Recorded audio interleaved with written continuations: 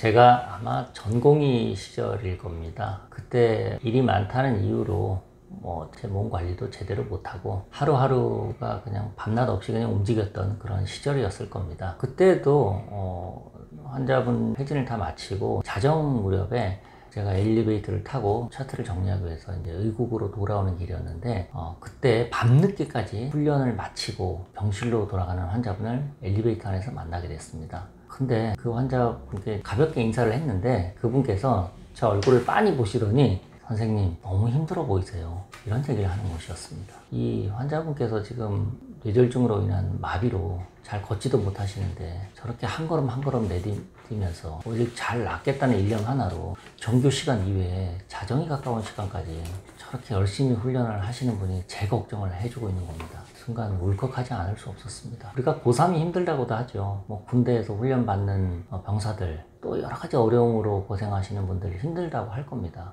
힘든 거 맞습니다. 그런데 이 팔과 다리가 마비가 돼서 병원에 입원해서 오전, 오후 또는 늦은 밤까지 치료를 받고 본인 개인 훈련을 해야 되는 그 환자분 만만치 않게 힘들 것 같습니다. 그리고 투병 생활을 언제까지 해야 될지 그것도 불분명합니다. 수험생이라면 기간이 대략 있을 것이고요. 일을 하면 직장인이라면 언제까지 뭘 한다는 게 있을 겁니다. 하지만 이런 환자분들은 기약이 없습니다. 막막하죠. 그냥 아침에 해가 뜨면은 그날로 아침 먹고 운동, 점심 먹고 운동, 저녁 먹고 재활운동 치료, 계속 이어지는 그런 고단한 생활 속에서도 저에게 그런 위로를 건네는 겁니다. 제 삶이 많이 바뀌었습니다. 그분들이 듣고 나니 정신이 번쩍 들었습니다. 제가 피곤하다더니 컨디션이 안 좋아서 뭘 못한다니 이런 핑계들을 대면서 여러 가지 미루고 있었던 일들 또는 못한다고 안 하거나 팽개쳐놓았던 그런 일들을 다시 정신 차리고 하게 되는 큰 계기가 됐습니다. 누가 옆에서 왜 안 하고 있냐 이렇게 물으면은 오히려 반발심이 생길 수도 있을 법합니다. 그런데 이 환자분이 저에게 딱 한마디,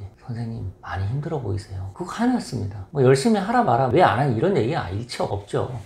그 한 문장으로 저는 위로를 크게 받고 많이 바뀌는 그런 계기가 됐습니다. 근데 또 재밌는 것은 그 약효가 몇 달 안 가더라는 겁니다.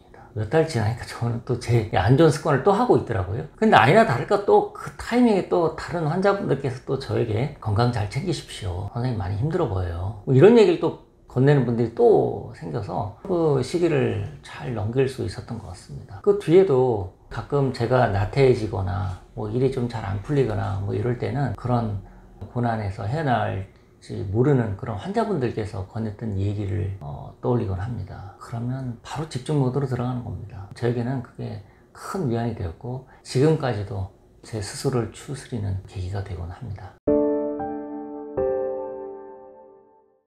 자, 운동 요즘 다들 열심히 하시지 않습니까? 그러면 운동은 뭘 해야 하느냐? 물론 철저하게 개인 맞춤형으로 처방된 운동이 필요합니다. 그런데 일반적인 논을 제가 말씀드리겠습니다. 첫 번째로 척추와 관절에 스트레칭 하는 것입니다. 굳어있는 근육을 일단 풀어주는 것이고 그 다음에 근력 운동을 하는 것이죠. 심폐기능을 또는 심폐지구력을 키우기 위해서 유산소 운동, 요 세 가지를 하는 것입니다. 이걸 기본적인 틀 안에 놓고 자기가 좋아하는 종목을 좀 더 하거나 그러면 참 좋겠죠. 근데 대부분의 환자분들 중에서 좀 안타까운 경우도 많습니다. 그러니까 예를 들어서 묻지마 1만보 이렇게 하시는 분이 있습니다. 심지어 무릎이 좀 아파서 걷기가 힘들고 허리가 아파서 걷기가 너무 힘든데 1만보를 꼭꼭 채우신 분이 있으세요. 그걸 자기와 약속이라고 하면서 하시는데 그것은 오히려 독이 될 가능성이 큽니다. 그런 경우에는 담당 주치의와 상의를 해서 걷는 걸 어느 정도까지 걸을 것인가, 어떤 자세로 걸을 것인가, 그것도 굉장히 중요합니다. 그것이 좀 디테일하게 세팅이 된 상태에서 하게 되면 훨씬 더 안전하고 즐겁게 운동을 하실 수가 있을 겁니다. 그리고 운동 강도에 대해서 한 말씀 드리겠습니다. 20, 30대 젊으신 분들은 운동 강도 세게 해야 되는 건 맞습니다. 하지만 항상 무리가 되는 게 문제입니다. 예를 들어서 클라이밍을 한다거나 이런 경우에도 어깨 힘줄이 파열될 정도로 또는 손끝으로 잡아야 되는데 이 손끝에 힘줄이 파열되고 또는 심지어는 관절염이 올 정도로 안 좋은 분들도 많습니다. 그런 경우에는 그분이 클라이밍을 계속 해야 될지 한번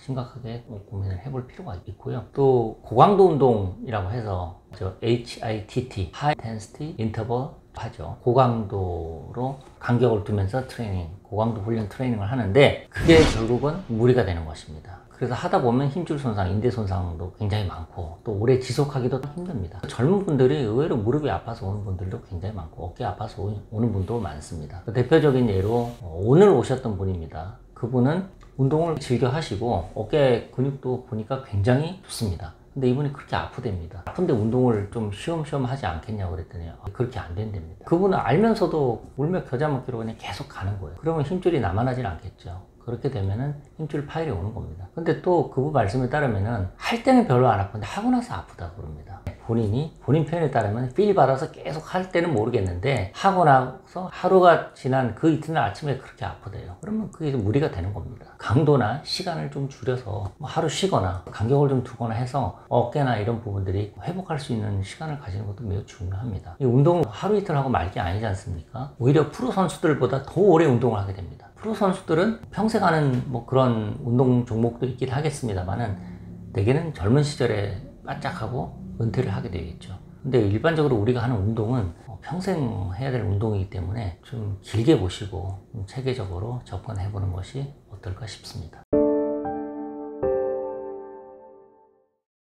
저는 개인적으로 스키를 매우 좋아합니다. 그래서 스키 안전을 담당하는 그 스키 패트롤이라고 하죠. 스키장에서 스키장 안전을 담당하기 위해서 뭐 슬로프를 점검을 하거나 이런 패트롤 자격이 있고, 스키를 가르치는 스키 지도자 강사 자격증도 있습니다. 스키를 그냥 타는 것이 아니라 안전하게 잘 타려면 어느 정도 스키 실력이 있어야겠죠. 그러기 위해서는 저도 스키를 잘 타려고 연습을 꾸준히 하고 최근에 나온 스키 기술들을 익혀서 안전하고 즐겁게 타기 노력을 하고 있습니다. 그렇게 하던 차에 그 2018 평창 동계올림픽이 평창에서 개최하기로 되어 있죠. 그 경기장에서 선수의 안전 책임질 그런 의사들을 계속 조직위원회에서 구하고 있었는데 잘 구해지지 않았나 봅니다. 그래서 그 메디컬 디렉터라고 하는 내과 의사인 후배가 저한테 한번 지원을 해보라고 했습니다. 때마침 뭐 시간도 되고 해서 그냥 지원을 하게 됐는데 그게 생각보다 어려웠습니다. 여러분들께서 이제 보통 선수가 아닌 일반 분들이 스키를 타는 환경은 그냥 보슬보슬한 눈 위에 잘 정설된 그 위에서 아주 편안하게 스키를 타지 않습니까? 근데 선수들이 타는 경기장의 스키장은요, 빙상장이라고 보시면 됩니다. 그러니까 아이스링크를 기울여 놓은 거예요. 왜냐하면 한 선수가 타거나 맨 마지막 선수가 타도 똑같은 조건에서 타야 되기 때문에 보슬보슬한 눈 같으면은 첫 번째 타는 선수는 아주 잘 타게 될 거고, 나중에 타는 선수는 이미 깊게 패여가지고 이게 안 좋은 컨디션에서 경기를 치르게 된단 말이죠. 이제 그런 선주자와 후주자의 불평등을 없애기 위해서 경기장을 아이스링크처럼 인젝션이라고 해서 물을 부어가지고 얼려놓는 겁니다. 그런 상황이기 때문에 거기서 연습을 하는 선수도 쉽지 않지만 구조하러 가는 의사도 스키 실력이 웬만큼 돼야 됩니다. 예를 들어서 한번 끔찍한 상황 일어나지 않았지만 그것 때문에 굉장히 힘들었는데, 그게 뭐냐면 선수가 예를 들어서 스키 경기를 하다가 넘어졌어요. 그럼 선수를 확인하러 가는 의사가 그런 일이 발생할까봐 노심초사했던 그런 기억이 납니다. 그래서 스키 구조 현장에서 넘어지지 않기 위해서 저 또한 연습을 열심히 했습니다. 다행히도 제가 근무했던 용평 알파인 센터에서는 그런 일은 벌어지지 않았으면 아직도 고맙게 생각합니다.